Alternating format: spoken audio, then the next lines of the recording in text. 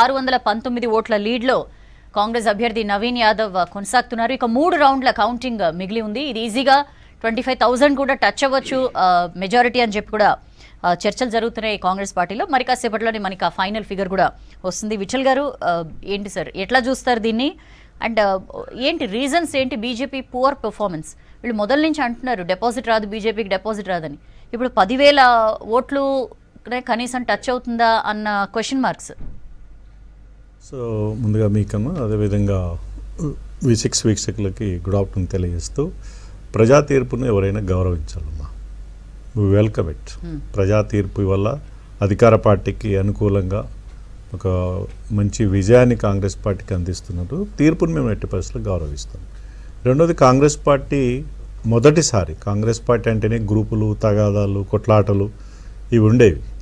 మొదటిసారి ఐక్యంగా ముఖ్యమంత్రి గారు, పిసిసి మంత్రులు, కింది స్థాయి క్యాడర్ వరకు కూడా చాలా సమిష్టిగా, ఎక్కడ గ్రూపులు లేకుండా వాళ్ళు పకడ్బందీగా కష్టపడి పనిచేయగలిగారు. ఇక్కడ బీఆర్ఎస్ పార్టీ విషయానికి వస్తే ఏంటంటే కాన్ఫిడెన్స్ నుంచి ఓవర్ కాన్ఫిడెన్స్ వెళ్ళిపోయారు వాళ్ళు. ఎలక్షన్ 3-4 రోజుల ముందు మొదటి నుంచి సర్వేలు, వాళ్ళు చేయించుకున్న సర్వేలు అనుకూలంగా ఉంటే ఏమవుతుందమ్మా, సహజంగా క్యాడర్ ఎట్లయినా గెలిచిపోతున్నాం అనేటట్టు చల్లబడ్డారు. లాస్ట్ 3 or 4 days నుంచి కాంగ్రెస్ పార్టీ చాలా పోల్ మేనేజ్మెంట్ ఎక్సలెంట్గా చేశారు. అధికార యంత్రాంగం, పోల్ మేనేజ్మెంట్. ఇక డబ్బులు అంటారమ్మా, విచ్చలవిడిగా ఇవాళ దాదాపు 200 కోట్ల రూపాయలు ఖర్చు అయినట్టున్నారు రెండు పార్టీలు కలిసి. మేము ఎక్కడ కూడా డబ్బులు ప్రభావం లేదు, డబ్బులని మేము నమ్ముకోలేదు, ప్రజలు నమ్ముకున్నాం.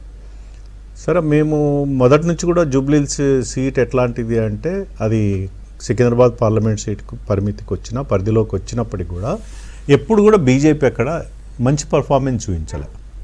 మొన్న ఎలక్షన్స్లో 25,000 ఓట్లు.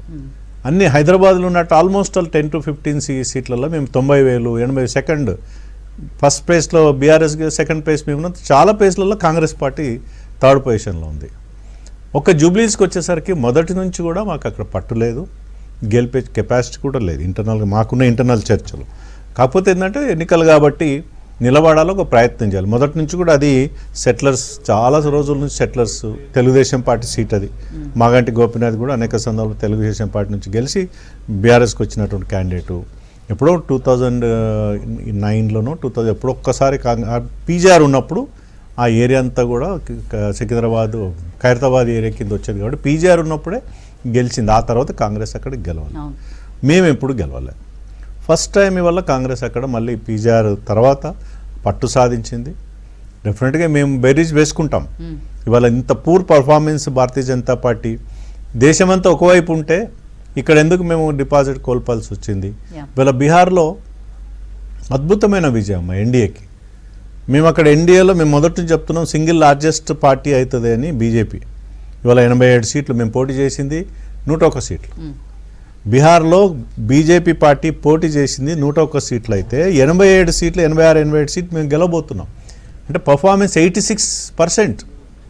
అంత గొప్ప విజయం అక్కడ ఉంది. జేడీయూ 4 దఫాలుగా 20 సంవత్సరాల ముఖ్యమంత్రిగా నితీష్ గారు పనిచేసినప్పుడు కూడా వారి పర్ఫార్మెన్స్ ఎక్కడ తగ్గలే. మేము ఊహించిన దానికన్నా ఎక్కువ బీహార్లో ఇవాళ రిజల్ట్ వస్తూ ఉంది. కాంగ్రెస్ పార్టీ అక్కడ పర్ఫార్మెన్స్ చూస్తే పూరెస్ట్ పర్ఫార్మెన్స్. ఎందుకు సరే, బీహార్ మీరు ఎగ్జాంపుల్ చెప్పారు. చాలా చిన్న ఎలక్షన్స్ ని కూడా చాలా సీరియస్ గా డీల్ చేస్తుంది బీజేపీ. లాస్ట్ టైం జిహెచ్ఎంసీ టైంలో అమిత్ షా కూడా హైదరాబాద్ వచ్చిన పరిస్థితి, ప్రచారంలో పార్టిసిపేట్ చేశారు. జూబ్లీహిల్స్ విషయంలో అంత సీరియస్గా మీరు తీసుకోలేదా, లేకపోతే ఎఫర్ట్స్ పెట్టలేదా? ఇది వాళ్ళిద్దరికి సంబంధించిన ఎన్నికగా చూసారా? ఎక్కడ లోపం ఉందంటారు? సో సమిష్టి అట్లేం లేదమ్మా. మా రామచంద్రరావు గారు కానీ తర్వాత 2 కేంద్ర మంత్రులు అందరు కలిసి పనిచేశారు. అంటే ఓటర్ అనేవాడు ఒకసారి డిసైడ్ అయిపోతామా, మా వైపు ఉండరు. ఓటరు ఐదర్ కాంగ్రెస్ బీఆర్ఎస్ అనేది అక్కడ ఓటర్ ఫిక్స్ అయిపోయారు. మొదటి నుంచి కూడా అది సిట్టింగ్ బీఆర్ఎస్ సీటు, సానుభూతి ఒకవైపు పనిచేసింది. ఇంకొక మేజర్ ఇష్యూ ఏంటంటే అక్కడ మైనస్ పాయింట్ ఏంటంటే మైనారిటీ ఓట్లు 1,00,000 చిల్లర, 1,20,000, 30,000 ఓట్లు ఉన్నాయి ఆల్మోస్ట్ అక్కడ. ఆ ఓట్లంతా కూడా సహజంగా బీజేపీకి వ్యతిరేకంగా ఉన్న ఓటు, సహజంగా అది కాంగ్రెస్కి అనుకూలమైన ఓటు. ఆ ఓటంతా సహజంగా గంపగుతో కాంగ్రెస్ అనుకూలంగా పడే అవకాశాలు ఉంటాయి. బీజేపీ మేము ఆల్రెడీ అక్కడ బీఆర్ఎస్ సానుభూతి ఉంది కాబట్టి మేము క్యాప్చర్ చేయాల్సిన మేము చేయలేకపోయినా మా క్యాడర్ పనిచేసింది. మీ ఓట్లు అనేది కూడా ఒక ప్రధానమైన క్వశ్చన్. మీకు సహజంగా ఒక ఎగ్జాంపుల్ నేను చెప్తానమ్మా. హుజురాబాద్ ఎలక్షన్స్ మనం బాగా గుర్తుపెట్టుకోవాలి. ఈ హుజురాబాద్ ఎలక్షన్స్లో ఈటల రాజేందర్ గారు అక్కడ బీఆర్ఎస్ నుంచి రాజీనామా చేసి బీజేపీలో జాయిన్ అయ్యి పోటీ చేశారు. బీఆర్ఎస్, బీజేపీ అండ్ కాంగ్రెస్ కూడా అక్కడ పోటీ చేసింది. ట్రయాంగిల్ పోటీ. అక్కడ కాంగ్రెస్ పార్టీ పర్ఫార్మెన్స్ పూర్, అంటే 3,000 ఓట్లు వచ్చినాయి అక్కడ.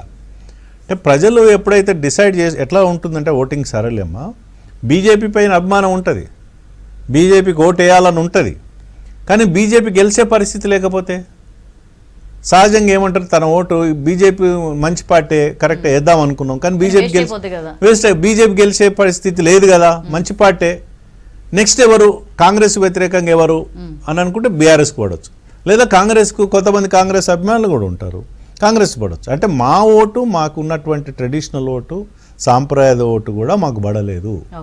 25,000 ఓట్లు మొన్న వచ్చినాయమ్మా, ఇది అసెంబ్లీ ఎలక్షన్. కిషన్ రెడ్డి గారికి 65,000 ఓట్లు వచ్చినాయి.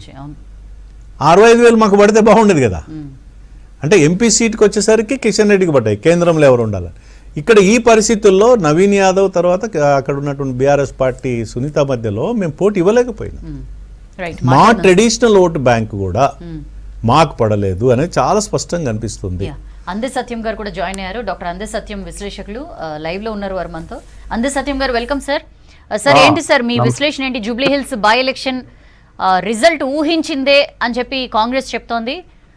మేము చాలా ఎక్స్పెక్టేషన్స్ పెట్టుకున్నాం, ఒపీనియన్ పోల్స్ కూడా మాకు అనుకూలంగా వచ్చాయి, బట్ అంతా తారుమారైపోయింది చివరి 2-3 రోజుల్లో అని బీఆర్ఎస్ అంటున్న పరిస్థితి. ఏం చెప్తారు సార్, మీ విశ్లేషణ ఏంటి? అది నిజమేనండి. ముఖ్యమంత్రి నిర్ణయాలు చాలా కీలకంగా పనిచేసినాయి. అందరూ అనుకున్నది ఏమిటంటే జూబ్లీ హిల్స్ అన్ప్రెడిక్టబుల్ కాన్స్టిట్యున్సీ, తర్వాత అభ్యర్థి చనిపోయి ఉన్నాడు, సానుభూతి ఒకటి ఉండి, ఇటువంటి వాటిల్లో పోయి కాంగ్రెస్ పార్టీ రిస్క్ తీసుకోవటం అవసరమా అని చెప్పేసి ఒక డిబేట్ నడిచింది. కానీ ముఖ్యమంత్రి చాలా ధైర్యంగా వెంటనే 3 మంత్రులను రంగంలో దింపి ఎలక్షనీరింగ్ కావాల్సినటువంటి మొత్తాన్ని సమాయత్తం చేసిండు. తర్వాత దరిదాపు ఎలక్షన్ అని అనకముందే ఒక 150 కోట్ల డెవలప్మెంట్ యాక్టివిటీ చేపట్టడం, ముగ్గురు మంత్రులు కూడా ఇనిషియేషన్ చేయటం వాళ్ళ సంబంధాల ద్వారా, అది first step. Second step candidate సెలక్షన్లో బీసీ అభ్యర్థిని సెలెక్ట్ చేయటం అనేది మరొక గొప్ప నిర్ణయం. ఎందుకంటే అక్కడ ముస్లిం అభ్యర్థులను పెడితే హిందూ ముస్లిం కాన్ఫ్లిక్ట్ వచ్చి పోలరైజేషన్ వచ్చేది, కానీ బీజేపీకి ఆ అవకాశం లేకుండా పోయింది. కాబట్టి బీసీ అభ్యర్థి, అందులో 50% ఓట్లు, దరిదాపు 2 లక్షల ఓట్లలో 50% ఓట్లు బీసీల ఓట్లు ఉన్నాయి. కాబట్టి ఆ అభ్యర్థి నిర్ణయం అనేది రెండో సక్సెస్. తర్వాత మూడవది అజారుద్దీన్ని నిలబెట్టకపోవటం ఎంత రైటో మంత్రిని చేయటం అంత రైట్. ఇది కూడా ఉపయోగపడింది. ఎందుకంటే ఇప్పుడు కాంగ్రెస్ సెక్యులర్ పార్టీ అంటే బీఆర్ఎస్ని కూడా సెక్యులర్ పార్టీగా చూస్తారు ముస్లింలు. గతంలో బీఆర్ఎస్కి ఓట్లు వేసి ఉన్నారు, వాళ్ళు మిత్రపక్షంలో ఉన్నారు. కాబట్టి సహజంగానే నవీన్ యాదవ్ని పెట్టడంతో ఇవాళ ఉన్నటువంటి పరిస్థితుల్లో ఆ కాన్ఫ్లిక్ట్ లేకుండా చేశారు.